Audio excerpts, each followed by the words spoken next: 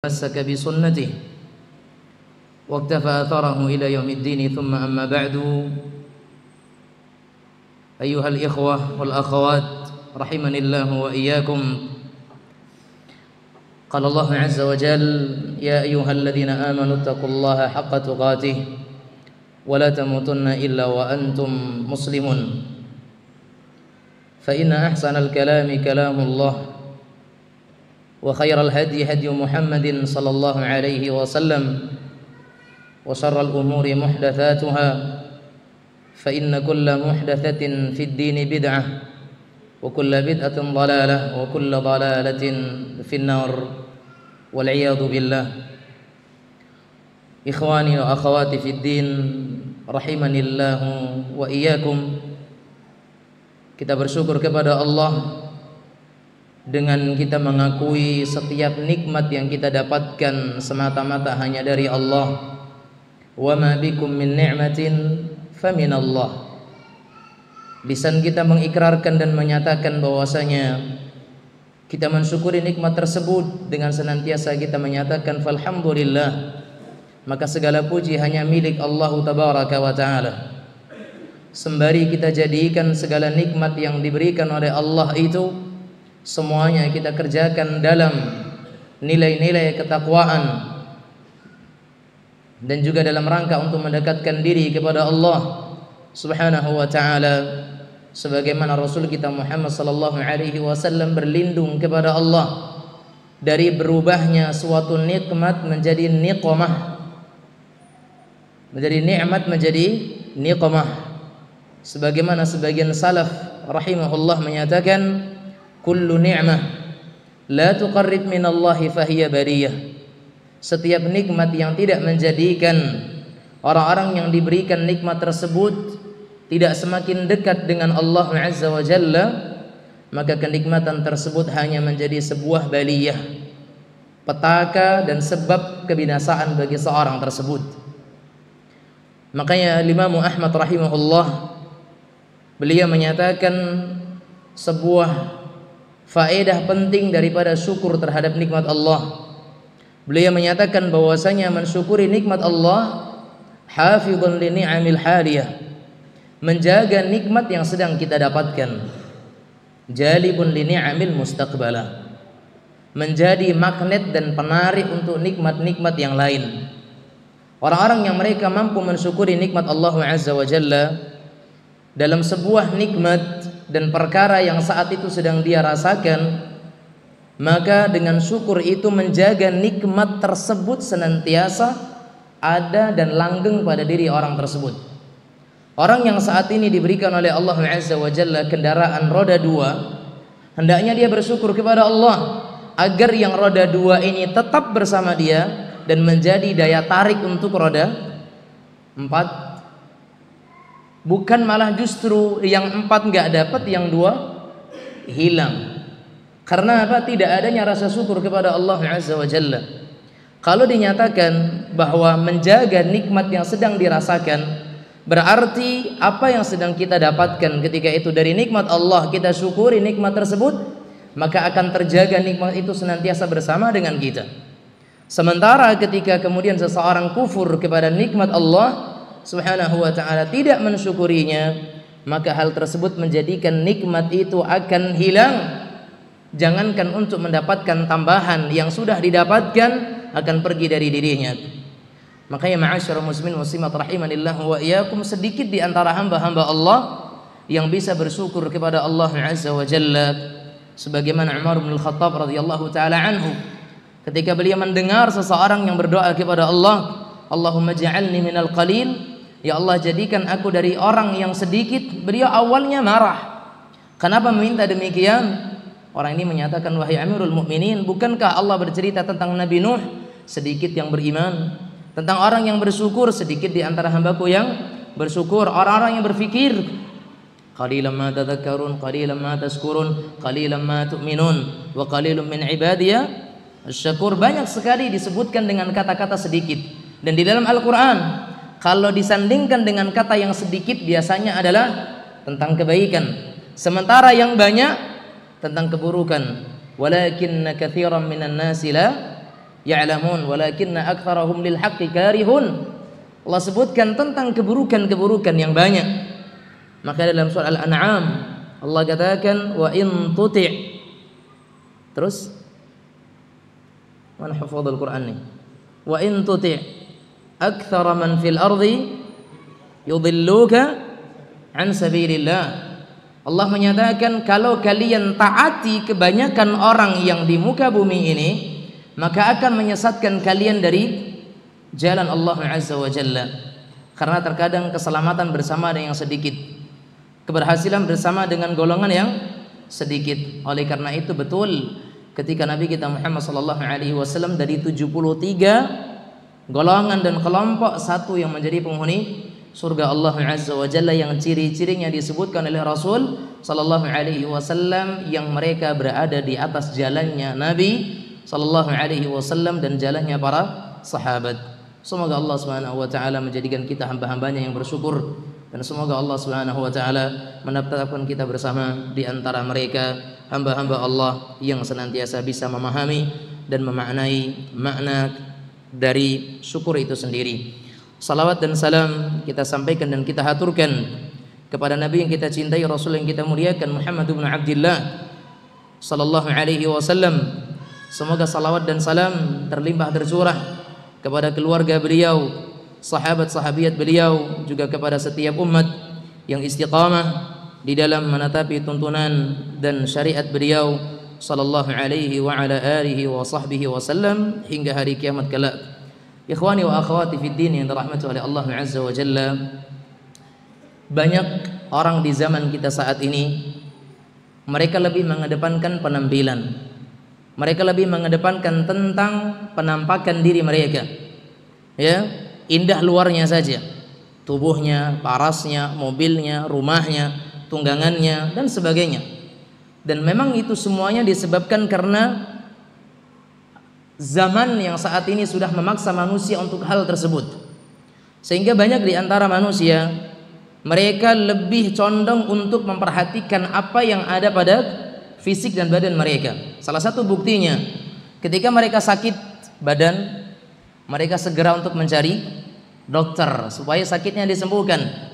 Yang jerawatan mulai bingung, ini kenapa bisa jerawatan, cara menghilangkannya bagaimana, bagaimana bekas jerawatnya hilang.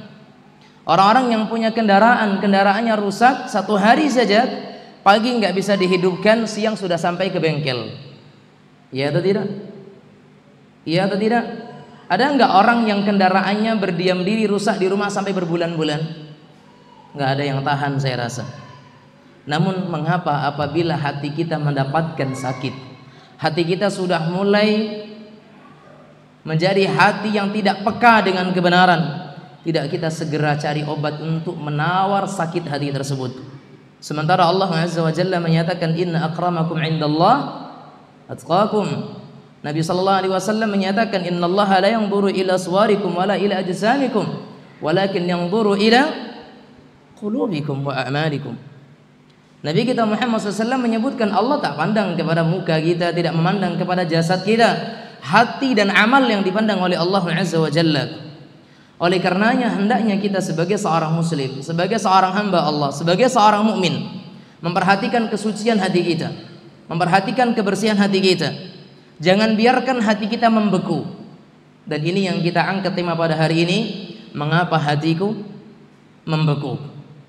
Dan banyak sekali di antara orang-orang yang mereka membiarkan hatinya membeku, tetap keras, tidak peka dengan kebenaran, diingatkan kepada nasihat tidak juga mereka terima nasihat tersebut, wal'iyadzu billah.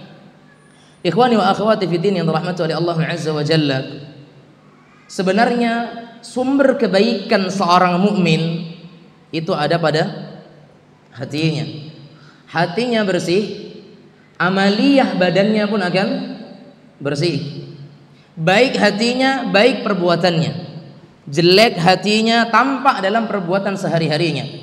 Makanya Rasul kita Muhammad sallallahu alaihi wasallam menyatakan, "Idza saluhat atau idza salahat, salahal jasadu kullu." Kalau satu gumpal daging itu baik, maka semua jasadnya akan baik. Tapi kalau dia rusak, dia salah, dia jelek, semuanya akan bobrok kata Rasulullah sallallahu alaihi wa ala alihi wasallam. Maka dahulu dikatakan dalam pepatah Arab, hati itu ibarat raja. Hati ini ibarat raja, dan anggota badan-badan yang lainnya itu adalah sebagai prajuritnya. Maka setiap raja itu baik, jika rajanya itu baik, maka prajuritnya juga akan baik, karena prajurit sesuai dengan perintah sang raja. Jika yang diperintahkan raja itu kebaikan, maka prajurit berarti akan melakukan kebaikan. Namun manakala yang diperintahkan oleh prajurit itu adalah suatu keburukan, maka artinya prajurit pun yang akan dia lakukan adalah keburukan, karena hati adalah rajanya. Hati yang menjadi sebab dan sumber baik dan buruknya seorang muslim, seorang hamba Allah Azza wa Jalla. Makanya para ulama kita menyatakan, jernihkanlah hati-hati kalian dari setiap noda-noda riya, noda-noda dosa, noda-dosa hasad, sombong, dan segala bentuk penyakit-penyakit hati, supaya hati kalian tidak menjadi hati-hati yang keras. Karena kita datang kepada Allah butuh dengan hati yang selamat, sebagaimana Allah katakan, "Yauma la yanfa'u malu wala banun illa man atallaha biqalbin salim." Allah Subhanahu wa taala menjadikan hati-hati yang selamat, hati-hati yang bersih adalah hati-hati yang kemudian mereka akan mendapatkan manfaat di hadapan Allah Azza wa Jalla. Jangan menjadi hati-hati yang keras, hati-hati yang membeku, sebagaimana Allah katakan, "Tsumma qasat qulubukum." Terus, "Fahiya kal hijarati aw ashaddu qaswah." Surat apa? Mana tullab? Surat apa? "Tsumma qasat qulubukum fahiya kal hijarati aw ashaddu qaswah." Surat apa? Ada yang tahu? Ini ada hadiah nih, saya diamanai untuk memberikan hadiah. Ada yang tahu? "Tsumma qasat." Angkat tangan. Silakan. Santri bukan? Al-Baqarah ayat bang. Baik, fadhal bang. Silakan. Abang mau yang mana nih? Ada akidah Ahlussunnah wal Jamaah, ada ini mungkin untuk akhwat nanti. Kemudian kitab doa menyeluruh dan benteng seorang muslim. Akidah Ahlussunnah wal Jamaah. Nah. Fadhal. Boleh dibantu? Antum. Silakan dibantu. Baik, Bapak Ibu sekalian yang dirahmati Allah Azza wa Jalla, dalam surah Al-Baqarah ayat yang ke-74 Allah menyatakan, "Tsumma qasat qulubukum fahiya kal hijarati aw ashaddu qaswah." Kemudian hati-hati kalian membeku dan mengeras, bahkan kerasnya hati terkadang lebih mengalahkan kerasnya batu, kata Allah tabaraka wa taala. Baik, Bapak Ibu sekalian yang dirahmati oleh Allah Azza wa Jalla, mengapa hati kita membeku? Dan apa tanda-tanda untuk kita mengetahui hati kita ini selamat, hati kita itu lunak, ataukah hati kita menjadi hati yang membeku dan membatu? Kaum muslimin muslimat sekalian yang dirahmati oleh Allah Azza wa Jalla, para ulama kita rahimahumullah wa radhiyallahu anhum, di kalangan para sahabat, mereka telah menjelaskan kepada kita tanda-tanda hati yang telah membeku. Dan Anda perlu cermati baik-baik ini. Kalau sekiranya tanda-tanda ini sudah mulai muncul dalam diri kita, berarti Anda harus segera mencari dokter yang bisa kemudian menyembuhkan penyakit tersebut. Kalau gejala-gejala sakit hati itu sudah mulai muncul, jangan dibiarkan sakit hati kita sampai kepada stadium tinggi yang akhirnya obat apapun itu tidak akan pernah mampu untuk mengobatinya. Gejala yang pertama, tanda yang pertama hati yang membeku, kata para ulama kita, adalah malas di dalam mengerjakan amal saleh, malas dalam melakukan ketaatan kepada Allah Subhanahu wa ta'ala. Dan itu diantara ciri-ciri orang-orang yang hatinya membeku, sebagaimana orang-orang munafik. Orang-orang munafik ketika mereka berdiri untuk melakukan amal saleh, malasnya luar biasa. Apa kata Allah Azza wa Jalla? "Wa idza qamu ila sholati qamu kusala." Ketika mereka itu berdiri untuk melakukan salat, mereka berdiri dengan kemalasan, penuh dengan rasa berat, malasnya luar biasa. Itu orang-orang yang ketika salat misalnya sudah mulai berat, mengerjakan salat sekedar hanya menjadi rutinitas saja, sebatas untuk membayar kewajiban saja, maka ini mulai ada tanda-tanda hati kita sudah mulai membeku dan keras. Bagi para sahabat dulu, bagi para sahabat, salat itu bukan kewajiban. Tapi bagi para sahabat, salat itu sebagai apa? Penenang dan suatu amal yang bisa mengistirahatkan mereka dari segala kepenatan dan kelelahan. Bagaimana Rasulullah sallallahu alaihi wasallam ketika mengajak Bilal, memerintahkan Bilal untuk mengumandangkan azan, apa bahasanya? Ya Bilal, arihna bis-shalah. Wahai Bilal, istirahatkan kami dengan salat. Sementara orang di zaman kita menganggap salat itu sebuah pekerjaan, kan? Sebuah yang memberatkan. Sementara para sahabat dan Nabi kita Muhammad SAW menjadikan salat itu sebagai sarana untuk istirahat. Lelah bekerja, bawa salat. Lelah kita berusaha, bawa salat.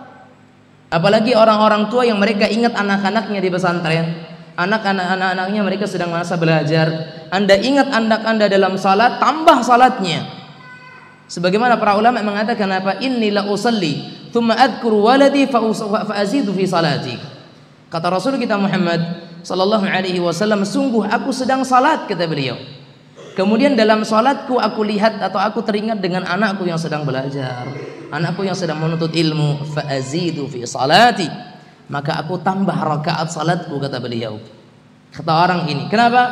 Untuk anak. Dan Nabi kita Muhammad sallallahu alaihi wasallam mengajarkan kepada para sahabatnya, salat itu sarana untuk apa? Istirahat. Bahkan orang yang sedang dirudung dalam berbagai sebuah masalah, menumpuk problem hidupnya, kata Allah Azza wa Jalla apa? Ista'inu bisabri salat. Sabar pertama, salat kedua. Makanya orang-orang yang malas dalam melakukan ketaatan, malas dalam melakukan sebuah ibadah, maka itu salah satu gejala dan tanda hati yang sudah membeku. Ini yang pertama. Yang kedua, tidak tergerak dengan nasihat Al-Quran. Tidak tergerak dengan nasihat Al-Quran. Ikhwan wa akhwat sekalian yang dirahmati oleh Allah Azza wa Jalla, ciri-ciri orang-orang yang beriman disebutkan oleh Allah Azza wa Jalla dalam surah Al-Anfal. Apa kata Allah? Alladzina idza dzukirallahu wajilat qulubuhum wa idza tuliyat alaihim ayatuhu zadatuhum imana. Kata Allah Azza wa Jalla, orang-orang yang beriman, kata Allah, adalah orang-orang yang manakala disebutkan nama Allah kepada mereka, wajilat qulubuhum, hati-hati mereka itu bergetar. Dan ketika mereka membaca Al-Quran, mereka membaca ayat-ayat Al-Quran, zadatuhum imana, hati-hati mereka itu penuh dengan keimanan, imannya bertambah, kata Allah Subhanahu wa ta'ala. Maka orang yang ketika membaca Al-Quran tidak tergerak sedikit pun untuk bertambah keimanannya, itu salah satu ciri dan tanda orang-orang yang hatinya sudah mulai membeku dan keras. Anda baca tafsirnya, iya. Anda baca terjemahannya, betul. Anda tahu bahwasanya ancamannya begini dan begitu, na'am. Tapi kenapa sih ancaman Al-Quran, janji Al-Quran, dan kemudian setiap wanti-wanti Al-Quran yang kita sudah tahu besar dan bahayanya ancaman Al-Quran tersebut, tapi kenapa kemudian tidak menjadikan kita itu semakin takut kepada Allah? Jawabannya kenapa? Hati yang sudah membeku, Bapak Ibu sekalian. Makanya Allah Azza wa Jalla menyatakan apa? Fadzakir bil Qur'ani man yakhafu wa'id, dalam surah Al-Qaf. Allah katakan apa? Fadzakir bil Qur'ani man yakhafu wa'id. Maka berikanlah peringatan dengan Al-Qur'an bagi orang-orang yang mereka takut kepada Allah. Dan orang-orang yang mereka tidak ada keimanan, tidak ada rasa takut kepada Allah, percuma nasihat Al-Qur'an. Karena hati mereka sudah membatu, hati mereka sudah membeku dan tidak berguna lagi nasihat-nasihat Al-Quran. Sementara kata para ulama kita dan hadis Nabi kita Muhammad SAW menyatakan apa? Al-Quran itu siapa yang berkata dengan kata-katanya, maka dia akan adil. Dan siapa yang akan berhukum dengan hukum Al-Quran, dia akan bijak dalam memberikan pengadilan. Al-Quran adalah dustur, sumber hukum bagi seorang muslim. Kalau sekiranya Al-Quran sudah dia baca, sudah dia telaah, dia pelajari maknanya, tapi enggak menambah keimanan dan tidak menjadikan dia itu mendapatkan nasihat dari Al-Quran, terus apa lagi? Karena orang yang tidak menerima nasihat Al-Quran, tandanya adalah hatinya mereka sudah dikunci oleh Allah. Afala yatadabbaruna al-Quran am ala qulubin aqfaluha. Tidakkah mereka mentadabburi Al-Quran, ataukah hati mereka yang sudah dikunci oleh Allah Azza wa Jalla? Ya, itu kata Allah Tabaraka wa Ta'ala. Kemudian yang ketiga, gejala yang ketiga dari orang-orang yang hatinya sudah keras, membeku dan membatu adalah tidak pernah merenungkan, tidak pernah merenungkan terhadap peristiwa kematian. Ya, tidak pernah bisa merenungkan dalam peristiwa kematian seseorang. Gak ada efeknya, gak ada dampak dalam dirinya. Sementara Nabi Muhammad SAW menjadikan kematian sebagai apa? Nasihat, menjadi wanti-wanti bagi kita bahwasanya kita akan sampai kepada kondisi yang sama. Lihat bagaimana Umar bin Khattab radhiyallahu anhu ketika beliau menguburkan atau ketika beliau menghadiri prosesi jenazah, beliau menyatakan apa? Yuqalu mata fulan, dikatakan hari ini meninggal A, meninggal B, meninggal fulan, meninggal Allan, wala budda fi yaumin yuqalu fihi mata Umar, dan pasti akan ada suatu hari yang dimana di hari itu dikatakan Umar telah wafat. Dan harusnya kita juga datangkan perkataan ini. Hari ini kita mendengar fulan meninggal, fulanah wafat, Allan meninggal, si A wafat kembali kepada Allah Subhanahu wa taala. Akan datang suatu masa di mana nama kita yang disebutkan, bahwasanya si A telah meninggal kembali kepada Allah Subhanahu wa taala. Orang-orang yang tidak menjadikan kematian sebagai ibrah, orang-orang yang tidak menjadikan kematian sebagai pelajaran, sebagai nasihat, itu sudah menjadi tanda yang sangat jelas bahwa hatinya adalah hati yang membeku, hati yang mati, hati yang keras, hati yang sudah membatu, kata para ulama kita rahimahumullahu taala wa radhiyallahu anhum. Dan begitu juga kaum muslimin muslimat rahimanillah wa yakum, akhir-akhir ini kita lihat sebagian daerah di negara kita ada yang tertimbun dengan longsor daerahnya, ada yang dilanda dengan banjir, kendaraannya dibawa dengan arus yang begitu dahsyat, kencang dan luar biasanya. Tidakkah itu semuanya menjadikan ibrah bagi kita bahwasanya ternyata Allah kalau sudah berkuasa kepada seseorang dan kepada suatu daerah, Allah Subhanahu wa taala akan katakan kun, semuanya akan terjadi. Dan itu juga bisa terjadi kepada kita. Bagaimana kita lihat sebagian saudara-saudari kita, teman-teman kita yang rasanya belum lama kita duduk bersama dengan mereka, sama-sama duduk dalam majelis, sama-sama duduk dalam pengajian, sama-sama belajar tahsin, sama-sama pergi salat, terkadang boncengan, kita saling mentraktir satu sama lain. Biasanya namanya sekarang sudah tinggal menjadi kenangan, tidak lagi bersama-sama dengan kita. Kita lihat kanan kiri kita, tidak ada dia bersama dengan kita dalam majelis ini. Begitulah kehidupan Bapak Ibu sekalian, ikhwani wa akhwati fiddin yang dirahmati oleh Allah Tabaraka wa taala. Maka hendaknya kita menjadikan peristiwa alam dan kematian seseorang menjadi sebuah apa? Ibrah, pelajaran. Tapi kalau enggak ada sedikit pun dampak yang membekas dalam hati kita, Anda harus segera cari obat untuk penyakit hati tersebut. Falawla ija'ahum ba'suna tadarra'u walakin qasat qulubuhum wa zayyana lahum asyaitanu ma kanu ya'malun. Apa kata Allah Azza wa Jalla? Maka tatkala mereka itu, maka mengapa mereka tidak memohon kepada Allah Subhanahu wa taala dengan tunduk dan merendahkan diri ketika datang kepada mereka siksaan kami, kata Allah Subhanahu wa taala. Malah yang terjadi, mereka itu telah menjadi keras hati mereka, dan mereka itu kemudian menampakkan, dan syaitan menampakkan indah apa-apa yang telah mereka kerjakan. Dan begitulah syaitan Bapak Ibu sekalian. Ketika seseorang telah dikuasai syaitan, sekalipun itu durhaka besar, dosa besar, syaitan akan menampakkan sebagai sesuatu yang kecil di hadapan hamba tersebut. Dan itu tanda hati sudah membeku dan keras. Tanda yang keempat, ini gejala-gejala orang-orang yang mereka itu sakit hati, hatinya membeku, adalah mengutamakan dunia dibanding akhirat. Mengutamakan dunia dibandingkan akhirat. Bapak Ibu sekalian yang dirahmati oleh Allah Azza wa Jalla, Disebutkan di dalam surah Al-A'la, Allah Subhanahu wa taala mengatakan bal tu'thirunal hayatad dunya. Dan justru kalian, di sini yang disebutkan orang-orang kafir sebenarnya. Bal tu'thirun, dan kalian, kata Allah Subhanahu wa taala, ayat ini berbicara tentang siapa? Orang-orang kafir.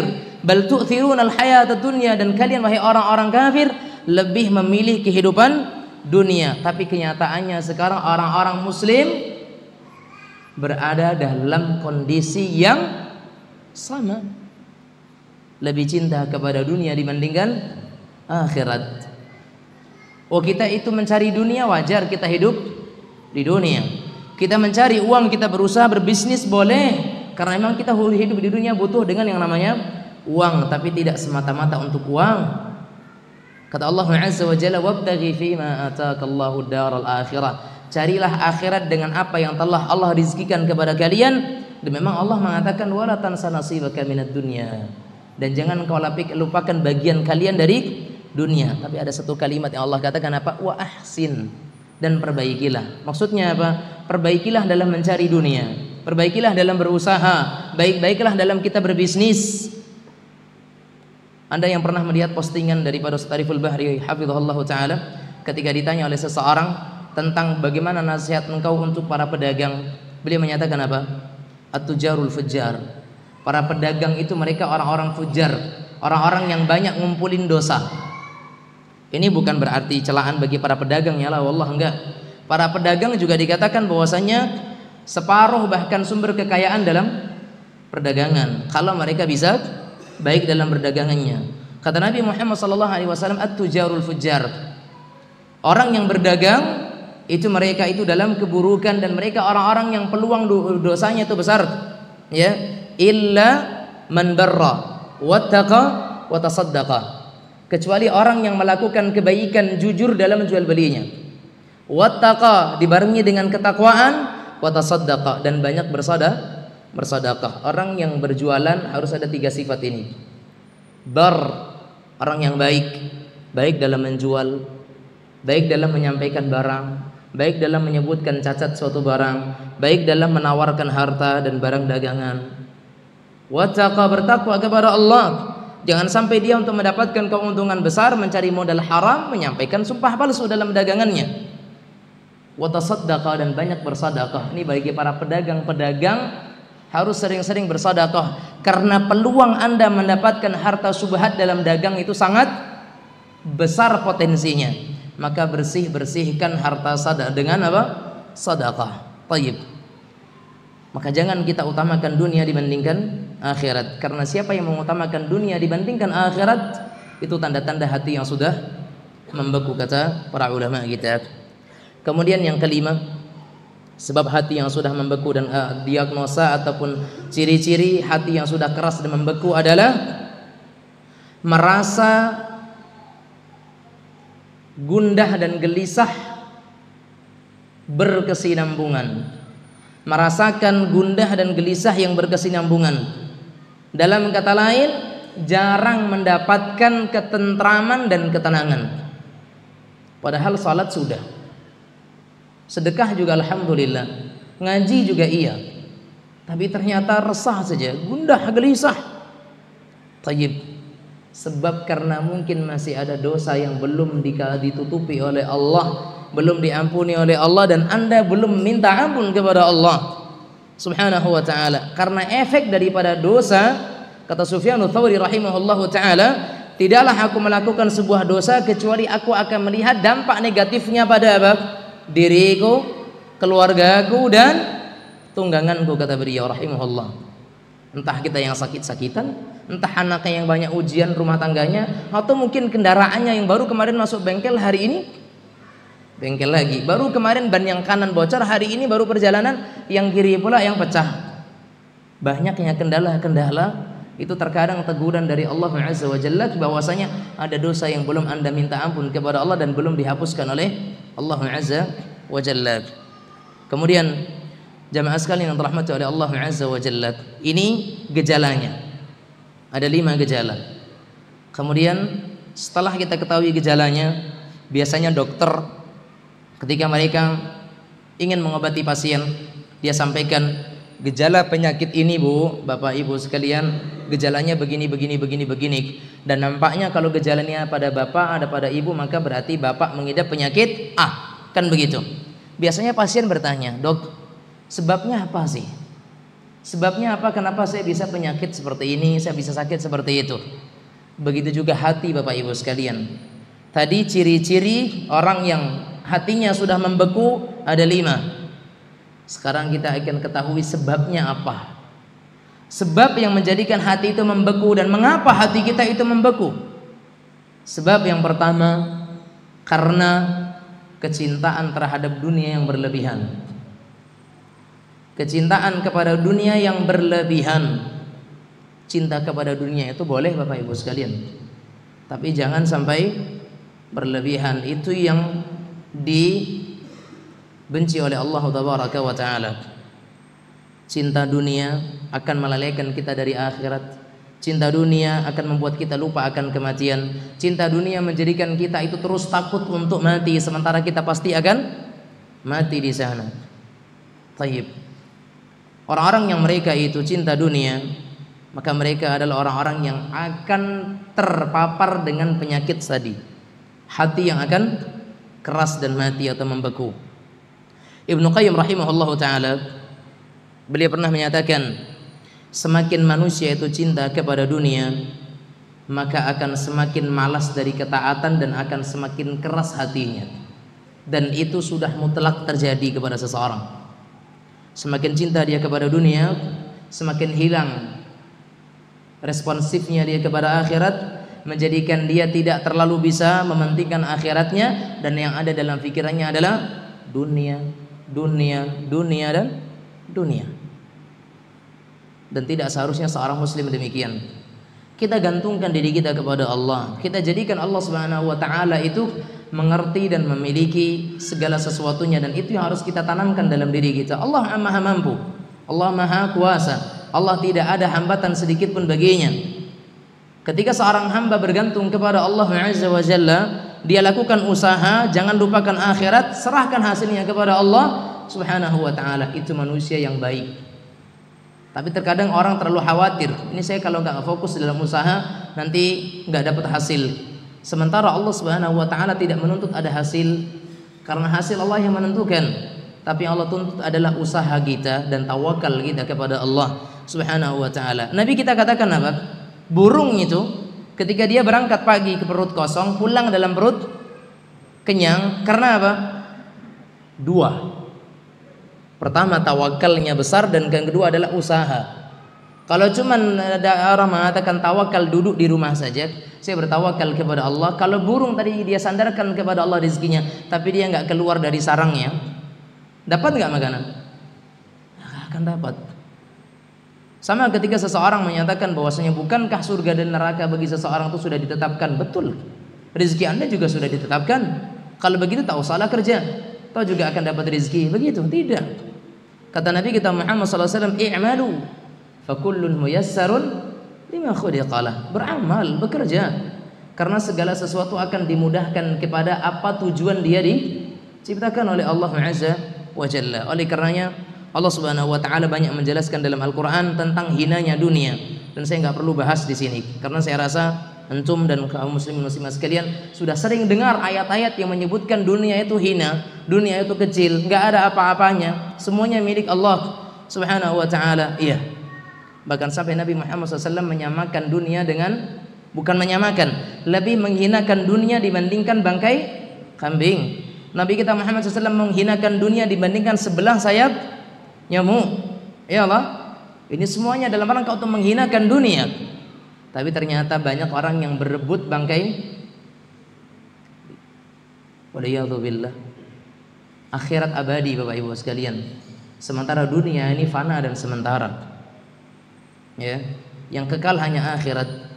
Maka jangan kita korbankan yang abadi hanya untuk yang sementara. Oleh karenanya ikhwani wa akhwati fiddin rahimanillah wa iyyakum, sebab yang kedua daripada sebab hati itu membeku adalah kelalaian. Kelalaian Lihat bagaimana Allah Subhanahu wa taala menyatakan ulaika alladzina taba'a Allahu ala qulubihim wa sam'ihim wa absarihim wa ulaika humul ghafilun. Mereka itulah orang-orang yang hati-hati mereka, pendengaran mereka, penglihatan mereka dikunci oleh Allah, dan mereka itu adalah orang-orang yang lalai.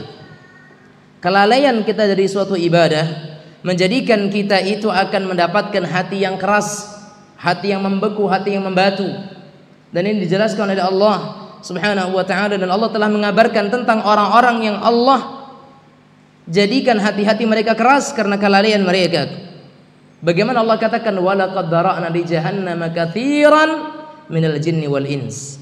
Kami jadikan kebanyakan penghuni neraka Allah Azza wa Jalla dari golongan jin dan manusia. Sebabnya mereka punya mata enggak digunakan untuk merenungkan ayat-ayat Allah.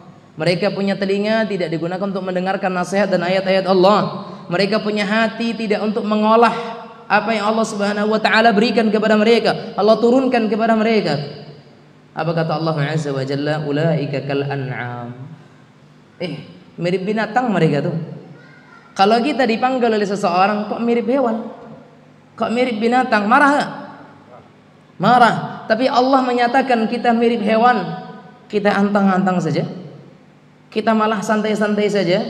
Karena apa? Hati kita enggak kita gunakan, telinga kita tidak kita manfaatkan, mata kita tidak kita syukuri dengan untuk melihat halal yang halal.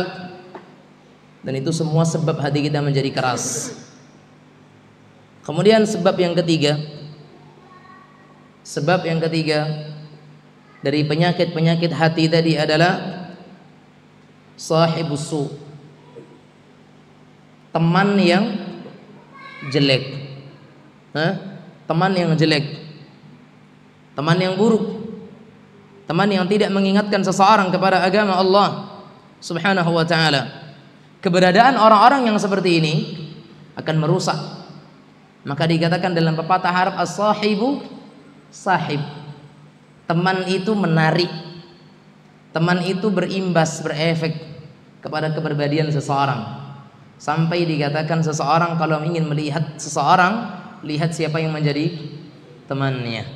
Anda sering mungkin dengar kisah Syekh Muhammad bin Shalih Al-Utsaimin rahimahullah ketika beliau menerima Khalid Al-Muslih hafizahullah, Dr. Khalid Al-Muslih untuk menjadi menantunya. Anda tahu enggak? Syekh Muhammad bin Shalih Al-Utsaimin 3 bulan selektif dalam melihat beliau. Dicari bagaimana perangainya, akhlaknya, siapa teman-temannya. Setelah diketahui baru disetujui. Sampai si Khalid Al-Muslih ini, si Dr. Saleh Al-Muslih, Khalid Al-Muslih, beliau sempat lupa tentang apa hajat dia dengan Syekh Shalih Al-Utsaimin. Karena di 3 bulan setelah kejadian dia memberanikan diri untuk menawarkan dirinya kepada putri Syekh. Enggak ada jawaban dari Syekh. Kata Syekh, tunggu kabar dari saya. 1 hari ditunggu enggak ada, 2 hari ditunggu enggak ada, sepekan enggak ada, 1 bulan enggak ada. Mudah beliau melupakan hal tersebut. Di ketiga bulan berikutnya beliau dapat telepon. Disampaikan oleh pihak kampus, kantum dapat telepon dari Syekh Shalih Al-Utsaimin. Ada apa nih? Kesalahan apa dan sebagainya. Syekh Utsaimin mengatakan apa? Ini saya ingin melanjutkan pembicaraan kita 3 bulan yang lewat. 3 bulan yang lewat tentang apa itu Syekh? Ketika selesai kajian kau datang kepadaku ingin menyampaikan hajatmu kepada putriku. Sampai Dr. Khalid lupa ketika itu.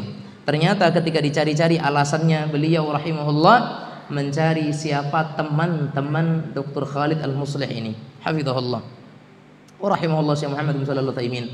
Karena teman itu sangat berpengaruh. Ya, teman sangat berpengaruh. Bayangkan Anda punya 1 plastik buah. Ya. Anda beli 1 kilo buah yang semuanya selamat dari sakit dan cacat, dan Anda beli 1 kilo buah, tapi dari 1 kilo tadi ada buah yang busuk 1. Sama-sama isinya 5. Beli apel yang 1 kantong 5 semuanya bagus, yang 1 kantong lagi ada 1 yang rusak dan busuk. Anda gantungkan kira-kira plastik yang mana yang akan lebih cepat membusuk? Plastik yang mana? Plastik yang kedua, yang tadi di dalam plastik tersebut ada 1 buah yang busuk. Kenapa? 1 keburukan orang terkadang bisa mempengaruhi 2, 3, 4, 5. Makanya Nabi Muhammad SAW menyatakan almar'u ala dini khalili. Seseorang itu dilihat dari siapa sih teman duduknya. Maka teman yang salah teman yang jelek, teman yang buruk akan menjadikan kita semuanya mendapatkan hati yang keras. Maka saya memberikan nasihat kepada para tulab di sini, para talabatul ilm, pada anak-anak, para santri sekalian. Antum di sini alhamdulillah dididik para asatidzah, para ustadz, para pembimbing dengan nilai-nilai agama. Antum berteman dengan teman-teman yang baik, selalu dengan agama. Saat antum liburan nanti nih, sebentar lagi liburan kan? Antum liburan, jangan antum rusak agama antum dalam 1 pekan 2 pekan di rumah. Cari teman yang baik. Karena pengalaman yang banyak terjadi, ya, banyak pengalaman terjadi ketika, ya, ketika satu hari dia berteman dengan orang yang buruk, mulai dia lupa salat, mulai dia lupa apa, mengaji, lupa murajaah dan sebagainya. Masuk waktu Isya? Masuk waktu? Baik, kita dengarkan adzan Isya terlebih dahulu. Wassallallahu wasallam ala nabiyina Muhammadin wa ala alihi wa sahbihi wasallam.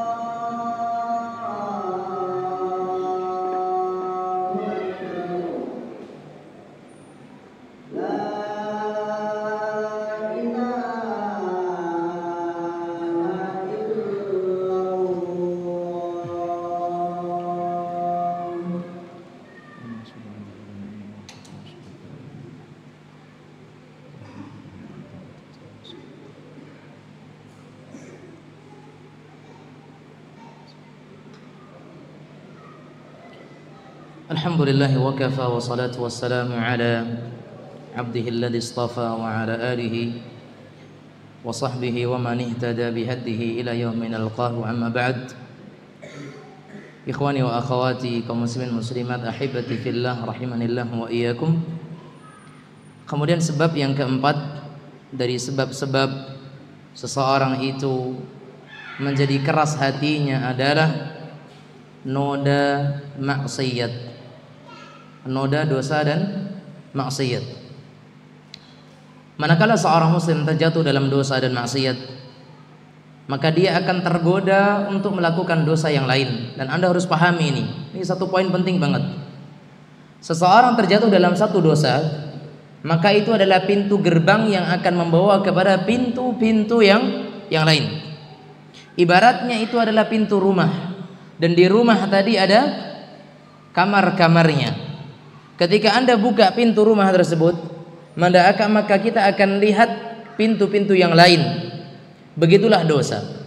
Ketika seseorang membuka satu pintu dosa, dia akan melihat pintu dosa yang lain. Semakin banyak pintu dosa dia buka, semakin ingin dia melakukan dosa-dosa yang lainnya. Sebab itu, ya ma'askal rahimanillah wa iyyakum, dosa itu kata para ulama sangat meracuni hati dan bisa merusak hati seorang muslim. Bukankah semua kerusakan-kerusakan di muka bumi ini semuanya terjadi karena dosa? Hajar Aswad yang dahulunya Allah turunkan di surga berwarna putih, dihitamkan oleh dosa-dosa Bani Adam. Kerusakan-kerusakan di bumi dan di darat dan di lautan, kata Allah Azza wa Jalla, bima kasabat aydin nas, karena sebab dosa-dosa manusia. Semuanya karena dosa. Bagaimana para ulama kita menjelaskan, ra'aitud dhunuba yumitul quluba wa yutbi'uha adh-dhullu idmanuha wa tarkud dhunubu hayatul qulubi wal khairu lin nafsi isyanuha. Dikatakan oleh mereka, aku melihat bahwasanya dosa itu akan mematikan hati, dan terus-menerus dalam dosa akan menghinakan diri, dan meninggalkan dosa adalah merupakan sebab kehidupan bagi hati. Dan alangkah baiknya seseorang ketika bisa meninggalkan dosa. Tapi yang menjadi masalah Bapak Ibu sekalian, jiwa kita selalu ingin melakukan dosa. Karena inna nafsa la'ammaratun bisu. Memang hati dan jiwa seseorang, nafsu seseorang cenderung untuk melakukan dosa dan maksiat kepada Allah Subhanahu wa ta'ala. Dosa itu sangat berat dipikul Bapak Ibu sekalian. Dosa itu sangat berat dipikul. Anda tahu orang yang sedikit dosanya tapi Allah sebutkan dosanya berat itu siapa? Orang yang sedikit dosanya tapi disebut oleh Allah Subhanahu wa ta'ala dengan beban bagi dia, siapa? Ada yang tahu? Nyaris dia nggak punya dosa, dosanya kecil banget, tapi Allah Subhanahu wa ta'ala sebutkan bahwasanya dia memikul dosa, memikul beban berat. Siapa itu? Nabi kita Muhammad sallallahu alaihi wasallam. Apa kata Allah? Wa wada'na anka wizrak alladhi anqadha dhahrak. Dan kami angkat darimu dosamu yang itu menjadi beban yang engkau pikul dari di atas punggungmu. Lihat, dosa Nabi ada atau kecil? Nah, dosa Nabi ada atau kecil? Bapak Ibu sekalian, dosa Nabi ada atau kecil? Enggak ada. Maksum beliau. Ya enggak? Beliau maksum. Maksumnya Nabi Muhammad SAW sejak beliau kecil. Maksumnya Rasulullah SAW sejak beliau kecil. Di usia sekitar 4 tahunan Nabi Muhammad SAW sudah belah dadanya. Sebagaimana pernyataan Anas bin Malik radhiyallahu taala anhu, aku lihat adanya bekas jahitan pada dada Rasulullah sallallahu alaihi wasallam ketika beliau masih dalam pengasuhan siapa? Halimah As-Sa'diyah. Halimah As-Sa'diyah siapanya Nabi? Ibu susuan yang keberapa? Yang ketiga. Yang pertama siapa? Ibunya. Yang kedua siapa? Thuwaibah. Antum kelas berapa? Pilih satu. Tayyib. Ikhwan wa akhwati fillah rahimanillah wa iyyakum. Antum ambil, pilih saja. Semuanya enggak boleh. Tayyib. Ikhwani wa akhwati fiddin yang dirahmati oleh Allah Azza wa Jalla. Nabi kita Muhammad sallallahu alaihi wasallam di masa pengasuhan Halimatus Sa'diyah di usia 4 tahun, beliau dibelah oleh Jibril alaihi salam dadanya. Kemudian diambil hatinya dan dikeluarkan satu gumpal darah dari hati beliau. Kemudian dicuci oleh malaikat tersebut di atas nampan yang terbuat dari emas. Dicuci dengan air zam-zam. Setelah dicuci dikembalikan, kemudian dijahit lagi oleh Jibril alaihissalam. Itu di kali pertama. Kemudian di kali yang kedua ketika beliau mengalami Isra dan Mi'raj, dicuci lagi oleh malaikat-malaikat Allah Azza wa Jalla. Bahkan Nabi Muhammad sallallahu alaihi wasallam ketika terbesit keinginan untuk merasakan enaknya masa muda sebagaimana kalangan pemuda-pemuda yang lain, Allah Subhanahu wa taala gagalkan.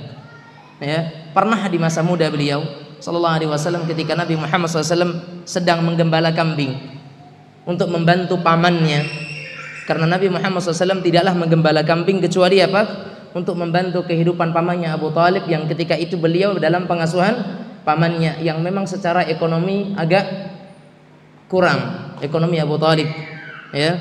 Tetapi bagaimana Nabi Muhammad SAW membantu pamannya ketika itu? Dia pernah sedang menggembala kambing, kemudian beliau menitipkan kepada temannya, saya nitip kambing saya malam ini pengen coba ngumpul dengan para pemuda, merasakan enaknya begadang malam. Kata Nabi Muhammad SAW di masa kecilnya, di masa mudanya. Kemudian beliau pergi dari lembah tersebut, baru sampai rumah pertama di tepian kota Mekah ketika itu. Rumah pertama, beliau mendengarkan sebuah dendangan syair. Syair yang didendangkan, yang diiramakan, yang dinyanyikan. Kemudian beliau bertanya kepada seseorang, ini suara apa? Dikatakan bahwasanya itu adalah syair yang didendangkan pada sebuah hajatan seseorang karena anaknya menikah. Belum 1 menit beliau mendengarkan tersebut, itu muncul rasa kantuk dan Allah tidurkan ketika itu. Bangun-bangun kapan? Pagi. Gagal malam hari itu beliau ngumpul dengan para pemuda. Malam yang kedua beliau ingin kembali lagi. Ternyata kembali Allah Subhanahu wa taala jadikan beliau mendengar hal tersebut. Allah tidurkan lagi. Bangun-bangun sudah pagi. Kemudian dia pergi ke temannya di lembah tadi. Apa kata temannya? Muhammad, gimana rasanya begadang 2 malam? Apa yang kau dapatkan? Apa kata Rasulullah? Enggak ada apapun. Saya enggak dapat keenakan apapun. Dan demi Allah kata Rasulullah SAW, sejak hari itu saya tidak pernah punya keinginan sedikit pun untuk seperti mereka-mereka itu. Lihat bagaimana Allah Subhanahu wa taala jaga. Allah Subhanahu wa taala jaga. Ketika perang Khandaq itu perang apa? Parit, Pak ya. Ketika pamannya kalau tidak salah Al-Abbas ketika itu memerintahkan Nabi Muhammad ketika pembangunan Mekah, ketika pembangunan Ka'bah sekitar 5 tahun sebelum Nabi Muhammad SAW diangkat menjadi seorang nabi. Ketika beliau di umur 35 tahun, Al-Abbas memerintahkan Nabi Muhammad SAW untuk mengangkat sarungnya, seperti sarung pakaian bawah, kemudian diletakkan di pundaknya, untuk supaya di belakang bisa diletakkan batu. Belum Nabi Muhammad SAW mengangkat sarungnya, baru ingin mengangkat sarungnya, Allah Subhanahu wa taala jadikan Nabi Muhammad tersungkur ketika itu. Dan kemudian beliau merasakan sakit sehingga kata pamannya, ya udah kalau begitu enggak usah ikut. Dalam rangka apa di sini?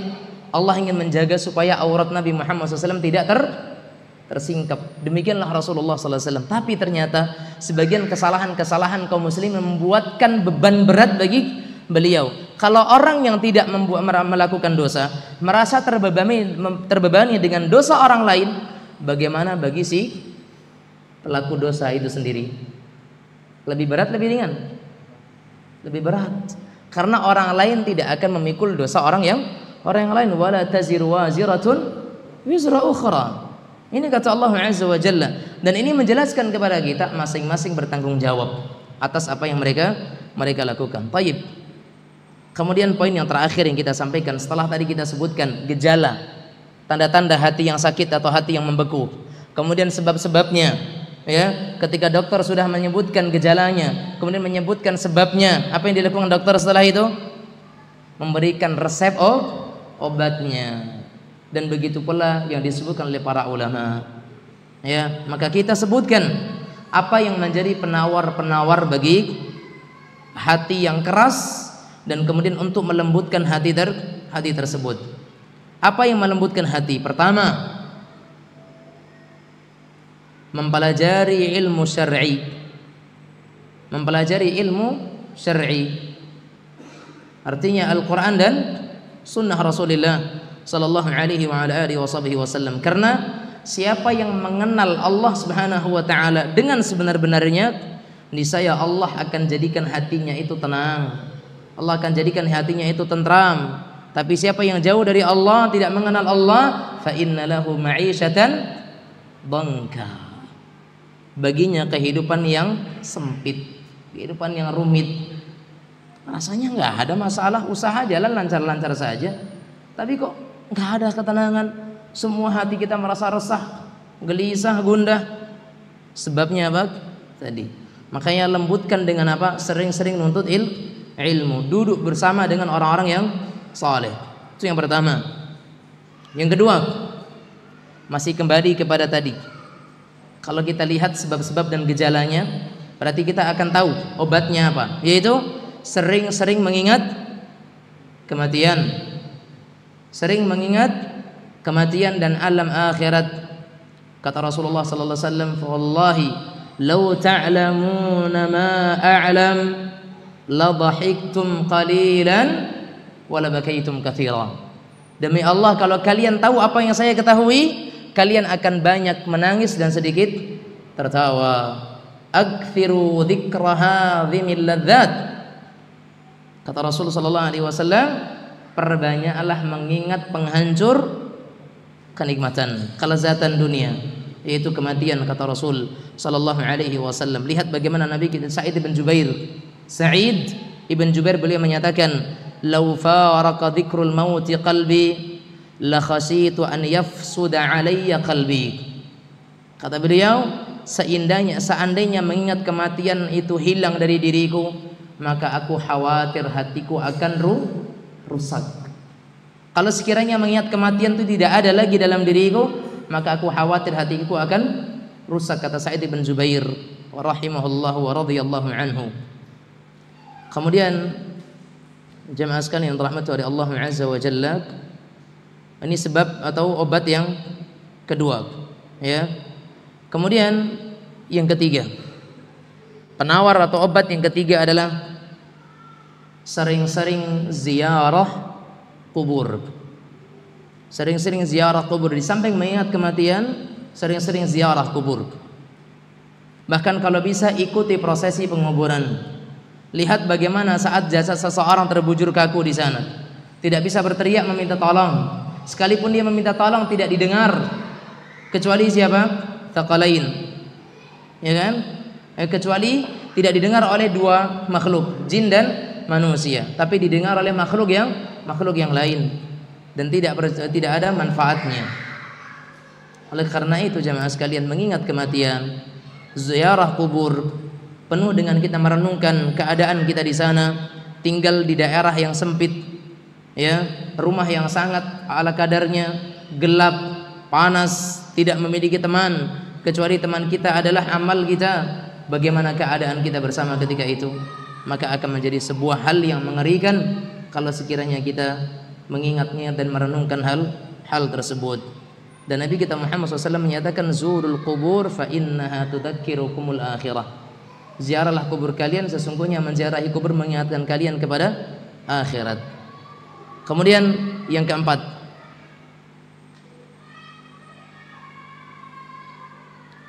merenungi Al-Quran.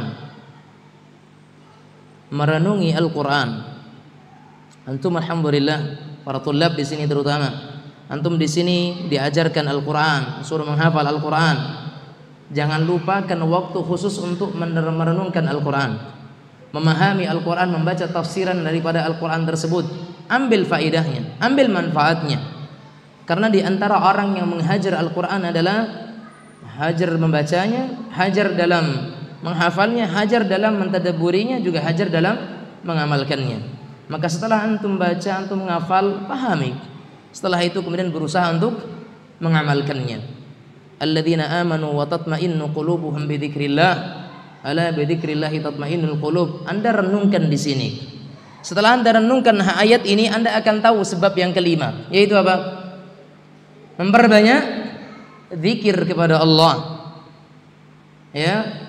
Obat yang kelima untuk menjadi penawar hati-hati yang keras dan membatu adalah memperbanyak zikir kepada Allah Subhanahu wa taala. Orang yang hatinya terpaut dengan Allah Subhanahu wa taala akan didatangkan keajaiban-keajaiban oleh Allah Subhanahu wa taala. Orang yang selalu berzikir kepada Allah, berdoa kepada Allah Subhanahu wa taala, Allah akan datangkan hal yang sangat luar biasa. Saya masih ingat ketika saya dulu awal-awal ngaji di masjid ini, ketika kajian kita masih di belakang itu kalau tidak salah, ya. Saya punya kajian waktu itu tentang masalah doa. Ya, tentang masalah doa. Saya ceritakan sebuah kisah ketika itu. Saya masih ingat. Saya ceritakan sebuah kisah ketika seorang suami di hari tersebut, di malam harinya, istri dan anak-anaknya ngadu. Bapak atau abang, kita nggak punya makanan, sejak siang kita nggak makan. Anak-anak sekarang mereka menangis sampai tertidur karena nggak ada makanan. Bagaimana nih kalau esok hari kita tidak akan punya makanan? Sang suami kemudian dia memohon kepada Allah. Dia katakan kepada istrinya, izinkan saya keluar. Apa kata istrinya? Kemana bang? Saya akan kerja dan pulang membawa rizki dari Allah Azza wa Jalla. Lihat bagaimana ketergantungan seorang hamba kepada Allah menjadikan hal keajaiban akan ada dan didatangkan oleh Allah Azza wa Jalla. Sebelum dia keluar mencari rizki, dia datang kepada masjid, dia datangi rumah Allah Subhanahu wa ta'ala, dia salat di dalamnya 2 rakaat meminta kepada Allah Subhanahu wa ta'ala. Dan ini usaha seorang hamba, kemudian dia serahkan hasilnya kepada Allah Tabaraka wa ta'ala. Apa yang terjadi? Di saat yang sama ada seorang raja yang hidupnya tanpa mendapatkan ketenangan padahal hartanya banyak. Dia lazimkan dirinya di malam itu, dia niatkan, mulai malam hari ini setiap malam saya akan keluar dengan tunggangan saya membawa harta dan sebagian bekal makanan untuk orang yang memerlukan. Dia pun singgah kepada masjid. Kemudian dia memohon kepada Allah, ya Allah tunjukkan perjalanan malam hariku ini untuk menemukan orang yang tepat mendapatkan harta yang engkau titipkan kepadaku. Satu masuk masjid dari pintu kiri, yang satu masuk dari pintu sebelah kanan. Sama-sama dipertemukan di masjid. Terjadi perbincangan. Apa yang terjadi? Satu solusi bagi si A, solusi yang kedua bagi si B. Mereka dipertemukan di masjid. Selesai keluar masjid, udah serah terima. Serah terima. Ini ada rizki, engkau juga sedang butuh rizki. Ya udah diberikan di situ. Bertemu dengan orang yang tepat. Dan bagi si bapak tadi, dia mendapatkan rizki dari Allah Subhanahu wa ta'ala. Sudah ada usaha atau belum? Ada usaha atau belum? Udahlah. Apa usahanya? Keluar dari rumah, kemudian dia berdoa kepada Allah Subhanahu wa ta'ala. Begitulah Allah Tabaraka wa ta'ala. Kalau Allah melihat kepada kita, itu usaha kita, dan ada doa kita, berzikir kepada Allah Subhanahu wa ta'ala. Senantiasa mengingat Allah. Di saat kita itu berat dan sempit, Allah akan lapangkan kita. Ta'arraf ilallahi fir rakha. Kenali Allah di saat kita sedang lapang. Allah akan kenal kita di saat kita sedang sempit dan berat. Ini kata Rasul kita Muhammad sallallahu alaihi wa ala alihi wasallam. Kemudian yang ke-6 jemaah sekalian, berteman dengan orang-orang yang saleh. Ini tidak perlu kita tambahkan kejelasannya. Ya, sudah maklum di sini, berteman dengan orang-orang yang saleh. Sebagaimana sebab hati kita itu rusak adalah teman yang buruk, maka untuk mengobatinya cari teman-teman yang saleh, cari teman-teman yang baik. Kemudian yang ketujuh, selalu muhasabah. Apa muhasabah? Introspeksi, mawas diri. Ya, selalu diingat. Dan bahkan para ulama menganjurkan introspeksi kapan dilakukan? Setiap kali Anda hendak tidur, sebelum Anda memejamkan mata Anda introspeksi di hari itu. Hari ini mana yang lebih dominan antara kebaikan dengan keburukan, antara maksiat dengan amal taat? Mana yang lebih dominan dan mana yang lebih besar? Kalau sekiranya yang lebih besar adalah maksiat, maka segera minta ampun kepada Allah di malam hari itu juga. Minta kepada Allah agar Allah memaafkan, ya. Dan kaum muslimin muslimat sekalian yang dirahmati oleh Allah Subhanahu wa taala, itu yang mampu kita sampaikan pada kesempatan malam hari ini. Semoga Allah Subhanahu wa taala memberkahi pertemuan kita, dan semoga Allah Subhanahu wa taala menjadikan hati-hati kita hati-hati yang bersih, hati-hati yang selamat, hati-hati yang jauh daripada kata membeku karena dosa dan keburukan-keburukan. Dan semoga Allah Subhanahu wa taala sebagaimana mengumpulkan kita di masjid ini, Allah Subhanahu wa taala juga mengumpulkan kita bersama di dalam surganya. Amin amin ya rabbal alamin. Wa sallallahu wasallam ala nabiyyina Muhammad wa ala alihi wa sahbihi wasallam.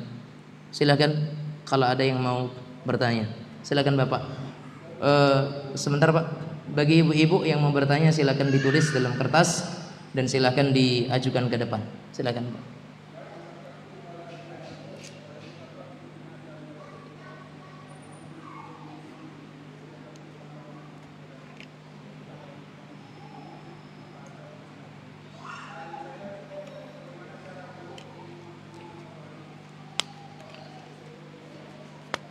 Bagaimana cara mensyukuri nikmat Allah Subhanahu wa taala? Para ulama kita menyebutkan mensyukuri nikmat Allah yang paling benar dan cara mensyukuri nikmat Allah yang paling tepat adalah menjadikan kenikmatan tersebut dalam ketaatan kepada Allah, enggak ada yang lain.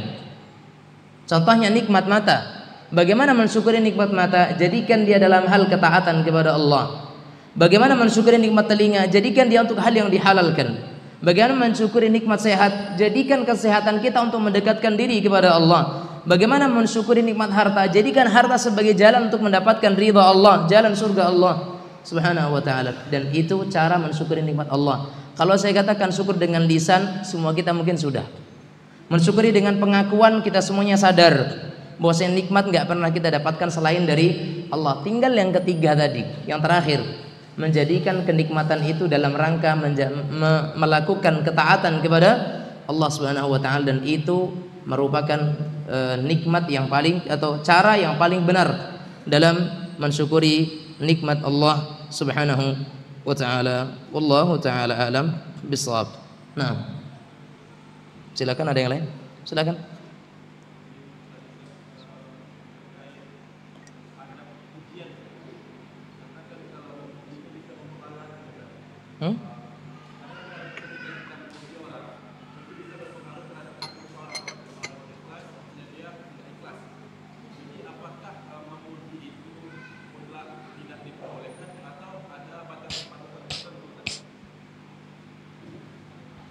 Umar bin Khattab radhiyallahu taala anhu, beliau pernah menyatakan kepada sebagian sahabatnya, janganlah kalian terbiasa memuji orang, hiyal halithah, karena memuji itu adalah apa?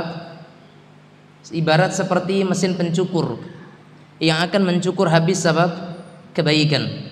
Ya, makanya di antara adab-adab dalam memuji kata para ulama adalah pertama, lihat siapa yang akan kita puji. Lihat dulu siapa yang akan kita puji. Anda harus tahu sifat dia. Bagaimana dia kita mendapatkan pujian? Apakah akan berimbas kepada kemudian dia membesarkan dirinya, lupa akan Allah, atau justru dia akan benci dengan pujian dan semakin merendahkan diri di hadapan manusia? Kalau Anda sudah melihat seseorang kepada seperti itu, Anda akan tahu ini bisa dipuji atau tidak bisa dipuji. Itu yang pertama. Yang kedua, puji orang dalam hal taufik dari Allah Azza wa Jalla. Bukan serta-merta kita langsung timpakan kepada dianya. Masya Allah, dengan pertolongan Allah Subhanahu wa taala antum bisa begini, dengan izin Allah antum bisa begitu. Itu cara muji yang baik. Tapi kalau langsung kita katakan, wah antum hebat nih, antum bisa begini dan begitu, dia akan merasa besar. Tapi katakan, Masya Allah, dengan izin Allah, Allah bukakan jalan dakwah melalui antum dan sebagainya. Yang pertama apa? Dengan izin Allah, artinya bukan karena dianya, tapi itu bagian pujian karena melalui dia. Tapi setelah poin yang pertama tadi, Anda lihat potensi dia. Ada nggak potensi dia akan ujub? Kalau ada, jangan. Ini mutlak nggak boleh. Tapi kalau kira-kira orang tersebut dipuji nggak ngefek sama sekali, atau bahkan dia akan semakin memandang dirinya itu tidak ada baiknya di mata orang, dan semakin dia merendahkan diri, tawadhu, maka boleh untuk dipuji, tapi dengan bahasa yang seperti tadi, bukan langsung dengan dianya, karena dikhawatirkan kita akan melupakan Allah dengan kalimat tersebut. Wallahu taala a'lam bishawab. Nah, termasuk memuji santri. Ketika santri alhamdulillah dia mendapatkan prestasi, nilainya semuanya bagus, baik di akademiknya ataupun di dalam hafalannya, dalam prakteknya, puji dia dengan kita memuji Allah Subhanahu wa taala. Katakan kepada dia, bersyukurlah kepada Allah. Puji Allah Azza wa Jalla. Allah dengan izinnya menjadikan engkau mampu untuk faham, menghafal Al-Qur'an dan sebagainya.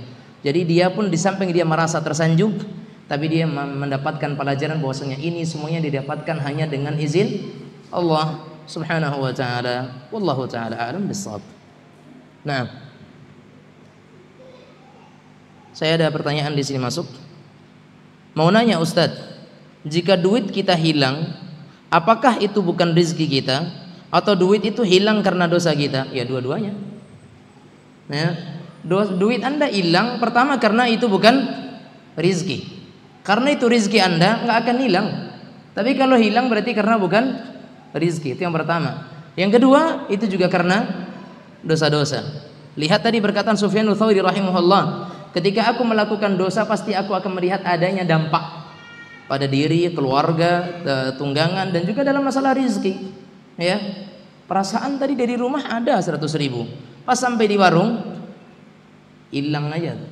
Saku bolong nggak ada, semuanya rapat, celananya baru. Oh ya, kok bisa hilang? Begitulah Allah Subhanahu wa ta'ala menjadikan takdir kepada seseorang. Terkadang karena ada kesombongan, karena ada keangkuhan. Anda pernah ingat cerita tentang insya Allah? Nah, cerita tentang insya Allah ingat? Kisah orang yang melupakan kemampuan Allah, seolah-olah dia sudah mampu, ya udah mutlak dia, ujubnya datang. Ada seorang pemuda yang dia punya duit banyak ketika itu. Tiba-tiba dia dengan yakinnya, saya uang ini saya mau ke pasar, saya mau beli kuda. Dia pergi dari rumahnya mau ke pasar.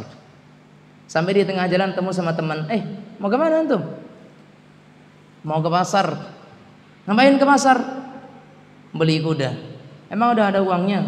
Udah. Orang ini mengatakan apa? Qul insya Allah. Katakan insya Allah. Dia mengatakan apa? Ngapain insya Allah lagi? Saya sehat, uangnya udah ada. Ini sih mau ke pasar. Di pasar kudanya ada. Insya Allah apa lagi? Ini pemahaman yang salah. Ya, makanya insya Allah itu ditetapkan untuk apa? Untuk yang memang satu, Anda memang nyata-nyata dari penilaian kita akan dapat, kita bisa. Ya, baru itu kalimat insya Allah. Tapi kalau Anda masih ragu-ragu, itu bukan insya Allah. Contohnya nih, besok pagi gimana? Kajian atau enggak? Anda belum dapat kepastian, masih ragu-ragu. Anda bilang insya Allah kurang tepat. Karena insya Allah itu adalah untuk sesuatu yang Anda pasti pengen datang. Kendaraan sehat, waktu ada, nggak bentrok dengan jadwal, insya Allah, baru itu insya Allah. Tapi kalau Anda masih banyak kerjaan, tugas dan sebagainya, jangan katakan insya Allah, karena itu bisa jadi menjadi harapan, tapi ternyata bukan. Maksudnya kalau kita sampaikan kepada orang, ya kan? Tapi insya Allah untuk sesuatu, kalau boleh kita bahasakan, sesuatu yang dalam penilaian orang sudah 99%, tinggal lagi Allah yang menentukan, baru kita katakan insya Allah. Itu ibaratnya seperti, nah orang tadi dia lupa mengatakan insya Allah dengan anggapan dia bahwasanya udah pasti dapat. Pergi dia ke pasar, sampai ke pasar duitnya hilang, nggak ketemu, entah kemana. Kemudian dia coba dicari di pasar, nggak ketemu, dia balik dengan jalur yang tadi dia lewati. Sampailah ketemu dengan orang tadi lagi. Mana kudanya? Mana kudanya? Apa kata dia? Insya Allah nggak jadi. Insya Allah nggak jadi. Kenapa nggak jadi? Insya Allah duit saya hilang. Insya Allah duit saya hilang. Nih gara-gara insya Allah tadi nih, kata dia. Subhanallah nih. Jadi orang nggak boleh sombong, ya.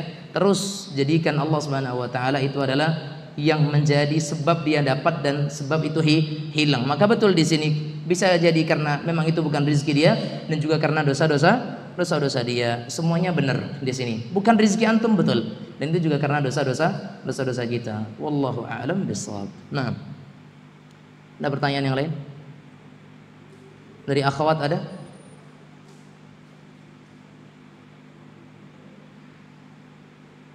Cukup? Alhamdulillah. Atau terlalu lama nih? Terlalu malam juga? Baik Bapak Ibu sekalian yang dirahmati Allah Subhanahu wa taala, mudah-mudahan apa yang kami sampaikan bermanfaat terutama bagi kami sendiri dan kemudian untuk kita bersama. dan semoga Allah Subhanahu wa taala pertemuan kita ini menjadi pertemuan yang Allah Subhanahu wa taala rahmati, dan Allah Subhanahu wa taala berikan kepada kita keridhaannya, rahmat dan kasih sayangnya. Ini masih ada 2 buku yang perlu kita bagikan. Ini langsung saya berikan kepada siapa yang bisa menjawab pertanyaan saya. Langsung saya berikan dua-duanya, ya. Siapa yang bisa menyebutkan salah satu hadis yang dari santri, ya, siapa yang bisa menyebutkan salah satu hadis yang tadi Ustaz sebutkan? Silakan. Salah satu hadis yang tadi sudah sebutkan dari sekian banyaknya hadis. Silakan. Silakan, Fadhil. Assalamualaikum warahmatullahi wabarakatuh.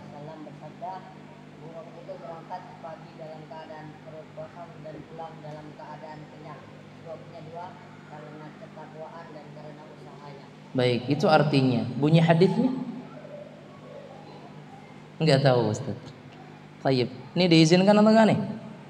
Artinya betul, alhamdulillah. Tapi lebih baik paham artinya. Maknanya artinya dia bisa amalkan daripada hafal hadis artinya enggak dapat. Barakallahu fikum. Silakan.